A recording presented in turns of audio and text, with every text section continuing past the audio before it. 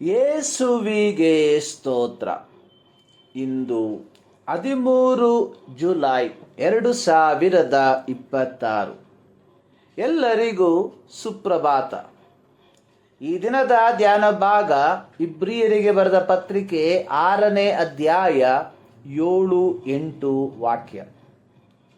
ಭೂಮಿಯು ತನ್ನ ಮೇಲೆ ಅನೇಕಾವರ್ತಿ ಸುರಿಸುವ ಮಳೆಯನ್ನು ಹೀರಿಕೊಂಡು ಅದು ಯಾರ ನಿಮಿತ್ತವಾಗಿ ವ್ಯವಸಾಯ ಮಾಡಲ್ಪಡುತ್ತದೋ ಅವರಿಗೆ ಅದು ಅನುಕೂಲವಾದ ಬೆಳೆಯನ್ನು ಕೊಟ್ಟರೆ ದೇವರ ಆಶೀರ್ವಾದವನ್ನು ಹೊಂದುತ್ತದೆ.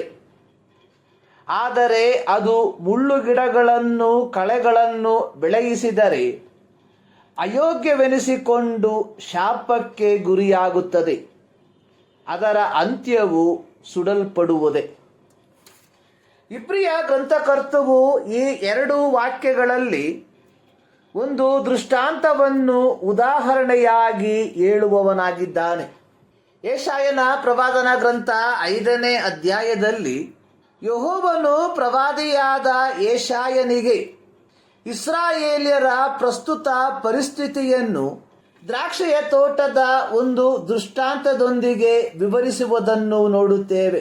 ಯೆಹೋವನು ಅಬ್ರಹಾಮನ ಸಂತತಿಯವರನ್ನು ದ್ರಾಕ್ಷಿಯ ತೋಟಕ್ಕೆ ಹೋಲಿಕೆ ಮಾಡುವವನಾಗಿದ್ದಾನೆ. ಆತನು ತೋಟವನ್ನು ನೇಗಿಲು ಹೊಡೆಸಿ ಕಲ್ಲುಗಳನ್ನು ತೆಗೆದು ಹಾಕಿ ಒಳ್ಳೊಳ್ಳೆಯ ದ್ರಾಕ್ಷಿಯ ಸಸಿಗಳನ್ನು ನೆಟ್ಟು ಮಧ್ಯದಲ್ಲಿ ಬುರುಜನ್ನು ಕಟ್ಟಿಸಿ ದ್ರಾಕ್ಷಿಯ ತೊಟ್ಟಿಗಳನ್ನು ಕೊರೆಯಿಸಿ ತೋಟವು ಒಳ್ಳೆಯ ದ್ರಾಕ್ಷಿಯ ಹಣ್ಣುಗಳನ್ನು ಕೊಡುವುದೆಂದು ಎದುರು ನೋಡುತ್ತಿದ್ದನು. ಆದರೆ ಅದು ಹೊಲಸು ಹಣ್ಣನ್ನು ಬಿಟ್ಟಿತ್ತು. ಹೀಗಿರಲಾಗಿ ಈ ದೃಷ್ಟಾಂತದ ಮೂಲಕ ಯೆಹೂದ ಜನರಿಗೆ ಯೆಹೋವನು ಕೇಳುವಂಥದ್ದು, ಇದಕ್ಕಿಂತ ಇನ್ನೇನು ಮಾಡಬೇಕಾಗಿತ್ತು? ಈಗ ನನ್ನ ತೋಟವನ್ನು ಏನು ಮಾಡುವೆನು ನೋಡಿರಿ.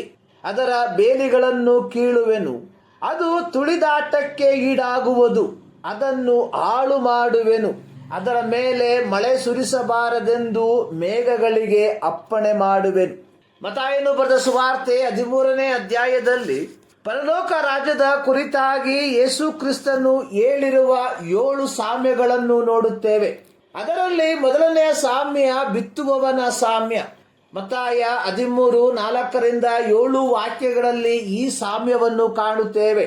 ಈ ಸಾಮ್ಯದ ವಿವರಣೆಯನ್ನು ಇದೇ ಅಧ್ಯಾಯದ 18-22 ವಾಕ್ಯಗಳಲ್ಲಿ ಬರೆಯಲ್ಪಟ್ಟಿದೆ. ಪರಲೋಕ ರಾಜ್ಯದ ವಾಕ್ಯವನ್ನು ಕೇಳಿ ತಿಳುಕೊಳ್ಳದೆ ಇರುವಲ್ಲಿ ಸೈತಾನನು ಬಂದು ಆ ಮನುಷ್ಯನ ಮನಸ್ಸಿನಲ್ಲಿ ಬಿತ್ತಿದ್ದನ್ನು ತೆಗೆದು ಹಾಕುತ್ತಾನೆ. ಆ ಮನುಷ್ಯನೇ ಬೀಜ ಬಿದ್ದ ದಾರಿಯ ಮಗ್ಗುಲು. ಒಬ್ಬನು ವಾಕ್ಯವನ್ನು ಕೇಳಿ ಸಂತೋಷದಿಂದ ಸ್ವೀಕರಿಸಿ ವಾಕ್ಯದ ನಿಮಿತ್ತವಾಗಿ ಸಂಕಟವಾಗಲಿ ಹಿಂಸೆಯಾಗಲಿ ಬಂದರೆ ಬೇಗ ಎಡವಿ ಬೀಳುತ್ತಾನೆ. ಆ ಮನುಷ್ಯನೇ ಬೀಜ ಬಿದ್ದ ಬಂಡೆಯ ನೆಲವಾಗಿರುವನು. ಒಬ್ಬನು ವಾಕ್ಯವನ್ನು ಕೇಳಿದಾಗ್ಯೂ ಪ್ರಪಂಚದ ಚಿಂತೆಯು ಐಶ್ವರ್ಯದಿಂದಾಗುವ ಮೋಸವು ಕೇಳಿದ ವಾಕ್ಯವನ್ನು ಅಡಗಿಸಿ ಬಿಡುವುದರಿಂದ ಫಲವನ್ನು ಕೊಡದೆ ಇರುತ್ತಾನೆ. ಆ ಮನುಷ್ಯನು ಮುಳ್ಳುಗಿಡಗಳಲ್ಲಿ ಬಿದ್ದ ಬೀಜವಾಗಿರುವನು. ಸುವಾರ್ತೆಯನ್ನು ಕೇಳಿಸಿಕೊಳ್ಳುವ ಪ್ರತಿಯೊಬ್ಬನು ಒಂದು ತೋಟವಿದ್ದಂತೆ, ಕೇಳಿಸಿಕೊಳ್ಳುವ ದೇವರ ವಾಕ್ಯ ಬೀಜವಿದ್ದಂತೆ. ದೇವರ ವಾಕ್ಯವೆಂಬ ಬೀಜವನ್ನು ಬಿತ್ತಿರುವಂಥದ್ದು ಅದು ಬೆಳೆದು ಫಲ ಕೊಡುವುದಕ್ಕಾಗಿ. ಆದರೆ ಮೇಲೆ ಹೇಳಲ್ಪಟ್ಟ ಸಾಮ್ಯಗಳಲ್ಲಿ 3 ಕಡೆ ಬಿದ್ದ ಬೀಜಗಳು ತಮ್ಮದೇ ಆದ ಕಾರಣಕ್ಕೆ ಫಲ ಕೊಡದೆ ಹೋಯಿತು. ಯೇಸು ಕ್ರಿಸ್ತನು ನಮ್ಮನ್ನು ಆರಿಸಿಕೊಂಡಿರುವ ಏಕೈಕ ಉದ್ದೇಶ ನಾವು ಉತ್ಪಾದಕರಾಗಲು, ಅಂದರೆ ಟು ಬಿ ಪ್ರೊಡಕ್ಟಿವ್, ಫಲದಾಯಕರಾಗಲು. ಯೋಹಾನ 15:16 ಬರೆದಿರುವಂಥದ್ದು, ನಾನು ನಿಮ್ಮನ್ನು ಆರಿಸಿ ತೆಗೆದುಕೊಂಡೆನು, ನೀವು ಹೊರಟು ಹೋಗಿ ಫಲ ಕೊಡುವವರಾಗಬೇಕೆಂತಲೂ ನೀವು ಕೊಡುವ ಫಲವು ನಿಲ್ಲುವಂತದಾಗಬೇಕೆಂತಲೂ ನಿಮ್ಮನ್ನು ನೇಮಿಸಿದ್ದೇನೆ. ಯೆಹೋವನು ಇಸ್ರಾಯೇಲ್ಯರನ್ನು ಐಗುಪ್ತದ ದಾಸತ್ವದಿಂದ ಬಿಡುಗಡೆ ಮಾಡಿ ಫಲವತ್ತಾದ ಕಾನಾನ್ ದೇಶಕ್ಕೆ ಸೇರಿಸಿದ್ದು ಅವರು ಅಕ್ಷರಿಕವಾಗಿ ಯೆಹೋವನ ಧರ್ಮಶಾಸ್ತ್ರಾನುಸಾರವಾಗಿ ಜೀವಿಸಿ ಉಳಿದ ಜನಾಂಗಗಳಿಗೆ ಯೆಹೋವನ ಪ್ರೀತಿಯನ್ನು ತೋರಿಸುವವರಾಗಿರಬೇಕು ಎಂಬುದಾಗಿ ಆಗಿತ್ತು. ಆದರೆ ಅವರು ಸೋತು ಹೋದರು.